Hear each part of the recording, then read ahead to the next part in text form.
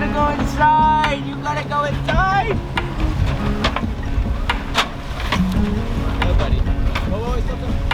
So completed a long-winded checkout today. One of the stages with the harbour master took 2 hours. It was otherwise ticking along quite nicely until then. Anyway, we have checked out successfully, and I just want to get pushing off. Now the problem with that is the weather's not ideal. In fact, the wind is coming exactly from where we want to go. So we're motor sailing. We've got the main up. It's not doing much, but the motors are doing a little bit. It's quite exciting because we have Josh and Courtney on board, and Josh did his first ocean crossing with us in 2015. He joined us when we sailed this boat from New Caledonia back to New Zealand, and then he joined us again when we sailed this boat from New Zealand up to Fiji in 2018. A very horrible crossing, I might add. Little bro. Living the dream. Yeah. Living the dream. Yeah. So we have a bit of a superhero on the boat. Josh likes to put himself in danger's way. He tweaks the nose of danger. He's walked across Greenland. He sailed across an ocean with us. So for the first time, Rob Hamill dons the life jacket. And because this is serious stuff actually. You've got a safety line, and Josh has got a safety line there. He's going out with Courtney, and he's also Courtney loves that, and he's a firefighter. What's that like, Josh? Yeah, a bit of fun actually. I think the misconception of firefighting is kind of like you're a hero, but what it is you're kind of just with a team. Like it actually becomes a second family, which is cool. So I'm in South Auckland, in Otahu Station.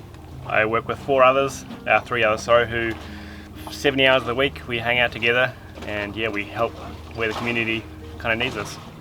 I've only been coming up a year now, so we've been into one scrap metal fire, which is probably the biggest one I've been to yet.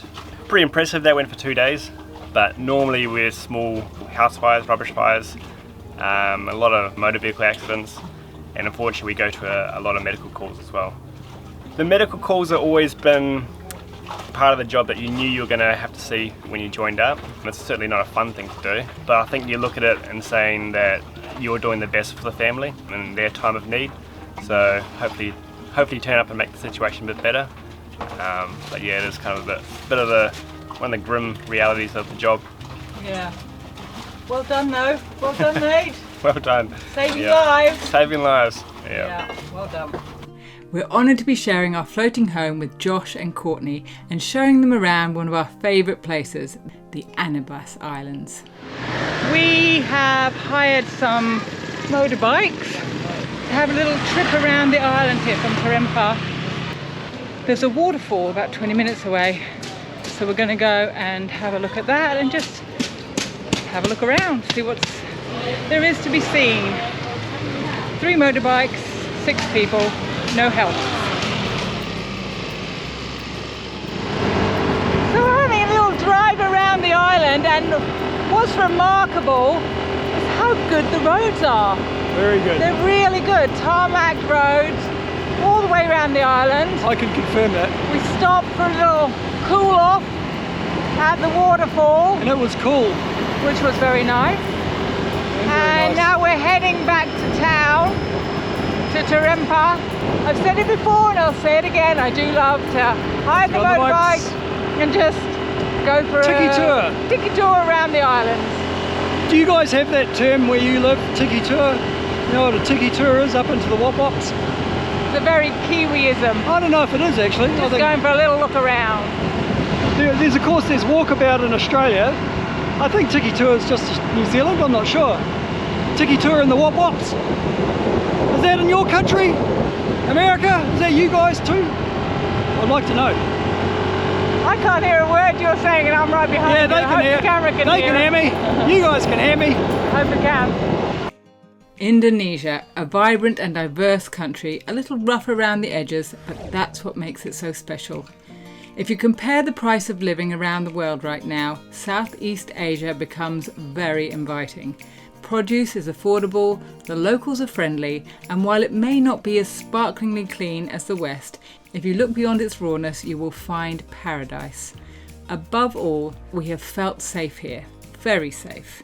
In Indonesia and Malaysia, you can leave your motorbike with helmet attached and keys in the ignition and still find it where you left it. Can you do that in your country? Courtney, what's happened? My flatmate just woke up and told me that the police knocked on the door and said my car's been stolen. I know. From outside your house? Yeah. So Gee. now we've got to figure out what's happened. She's still asleep because apparently they woke her up at 5 a.m. to tell her. Because they just found it, or Yeah. was it crashed, or I what? don't know yet. The other flatmate's been giving me some details, but she wasn't the one to get information. Oh my god. Yeah. So. But, like, is this normal? Oh, very standard. Oh, Very okay. normal. Normal for cars to be. Do you think they've been watching it and knew you were away? Maybe. Wow. Yeah.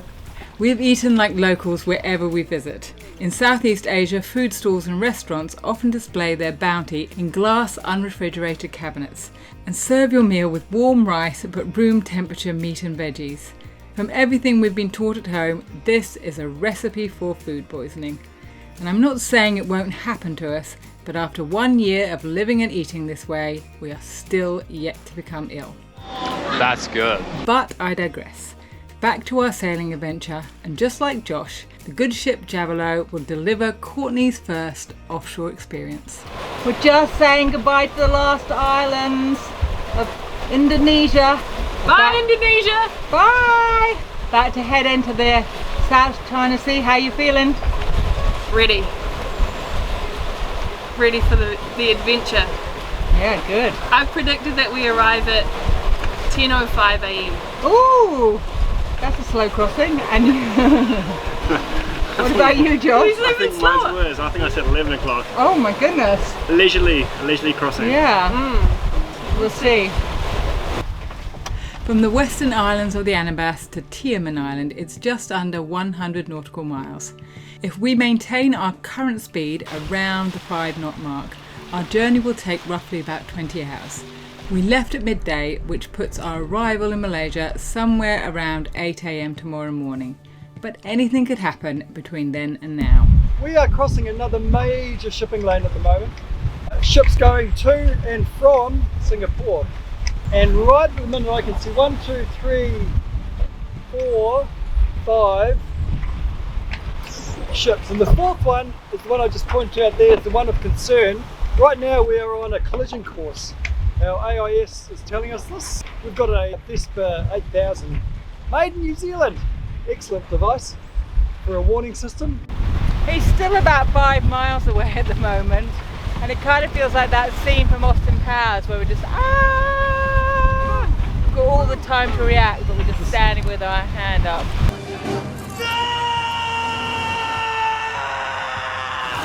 On further consideration, I think I'll just go 10 degrees anyway and just help avoid it. Declan, you taking this in your stride? Yeah, Not interested in the big container ship out there? it'll get out of our way. Yeah. Okay, this ship is 301 meters long. It's got a beam of 40 meters. It's doing 17.6 knots, heading 28 degrees true. So she's a big unit. Could do some damage. They do a lot of damage at that speed. Yeah. Crossing shipping lanes is an unfortunate but necessary reality of cruising life, and not to be taken lightly. Therefore it is vital as day becomes night that there is always someone on shift, and even guests are expected to take their turn at the helm. Okay, we are recording live from the South China Sea. What time is it, Josh? It's gone past 2:30. The captain deemed us competent enough to look after the ship for an hour and a half. So our ship stopped 3:30, so an hour ago. We're about 20 miles away from Tioman. We've done real good. I think Declan's shift we covered heaps of ground, so we should be there in 4 hours or so. Woo! Seems to be getting a bit calmer too. Maybe, yeah. Maybe we're just missing those dulcet tones of the water smashing the hull. Yeah, quieter up here. Okay. Thanks, Captain. Good night.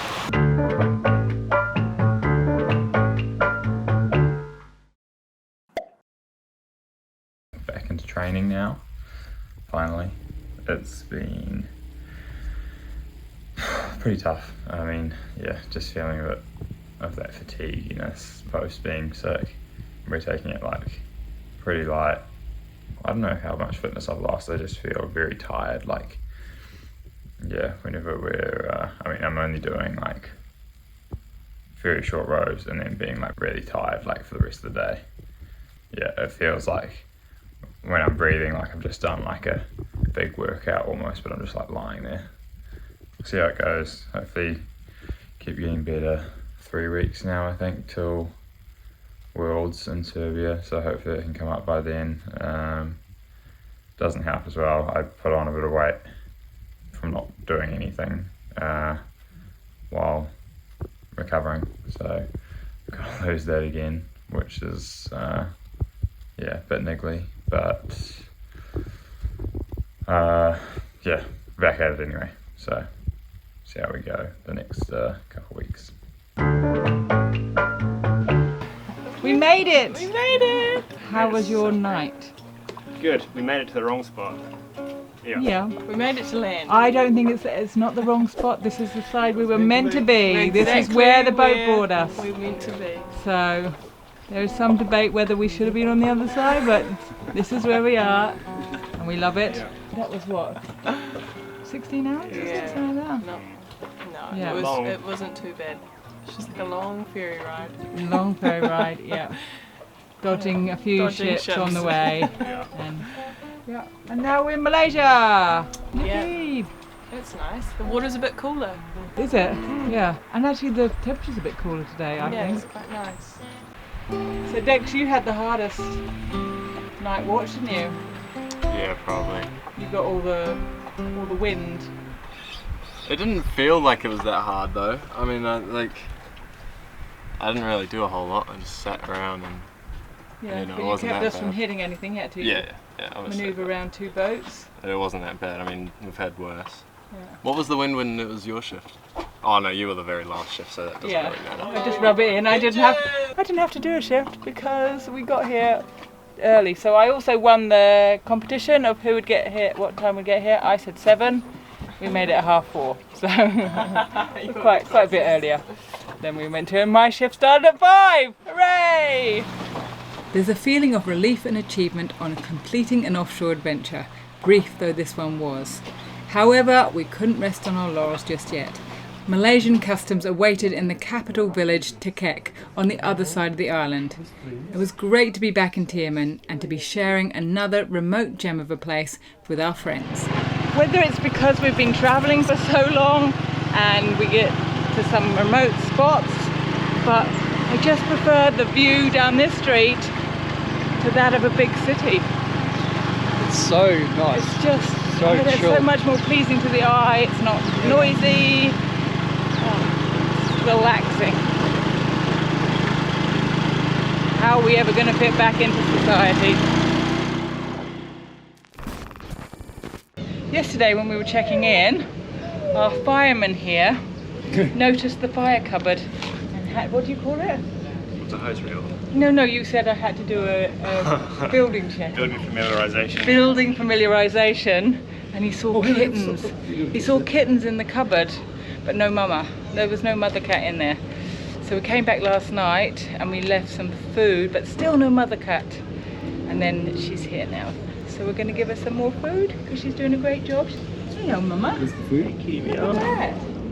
Take your time.